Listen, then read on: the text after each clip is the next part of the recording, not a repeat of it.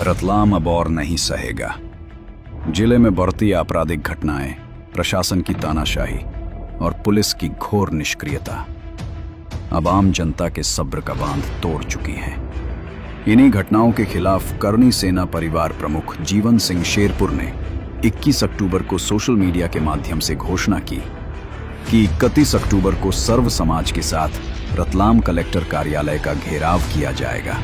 हम हमारी मांगों के लिए लड़ रहे हैं और 31 तारीख को आएंगे। हर ताकत में हर एक व्यक्ति को वहां पहुंचना है। आप खड़े नहीं रहे तो कहीं ना कहीं हमें दबाकर जेलों में डाल देंगे। लेकिन जैसे ही प्रशासन को ये एहसास हुआ कि अब सर्व समाज न्याय की लड़ाई के लिए एकजुट हो रहा है, उन्होंने इस आवाज को दबाने के लिए नए नए हथकंडे अपनाने शुरू कर दिए। किसी भी प्रकार के विरोध प्रदर्शन, रैली और जुलूस पर प्रतिबंध लगा दिया गया।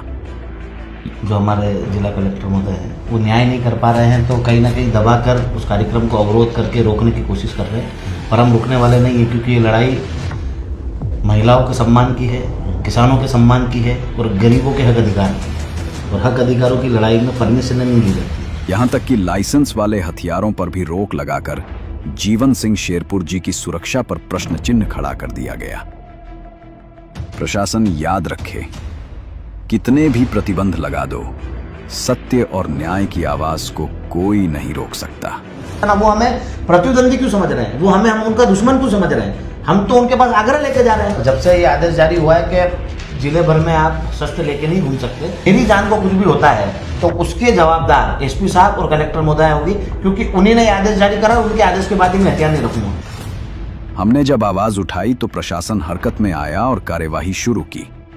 हम इसका स्वागत करते हैं, लेकिन जब तक हमारी सभी मांगे पूरी नहीं होती, हम चुप नहीं बैठेंगे।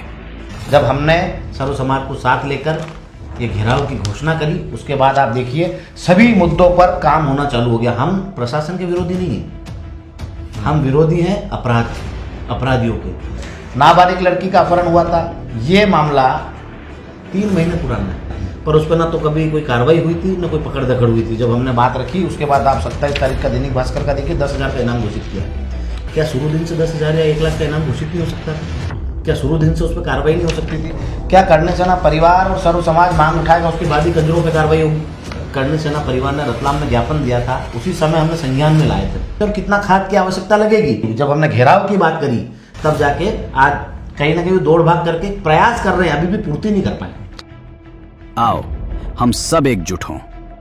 31 अक्टूबर को कलेक्टर कार्यालय रतलाम पर सत्य और न्याय की इस लड़ाई में सर्व समाज एक साथ खड़ा होगा, अपने हक की आवाज बुलंद करने के लिए।